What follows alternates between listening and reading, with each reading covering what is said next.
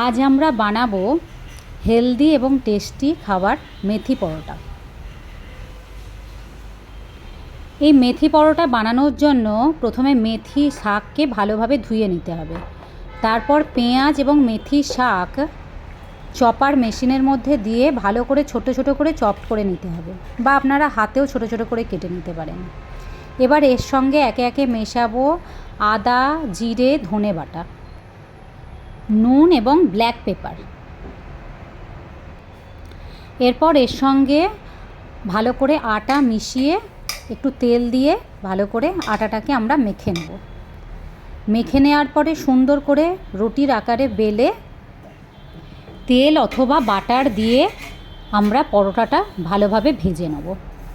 তাহলেই তৈরি হয়ে যাবে আমাদের পছন্দের মেথি পরোটা। এটা খেতেও যেমন সুন্দর তেমন শরীরের জন্য হেলদি। এই মেথি পরোটা আপনারা দুভাবে সার্ভ করতে পারেন। এক হতে পারে আচার দিয়ে অথবা দইয়ের চাটনি দিয়েও সার্ভ করতে পারেন।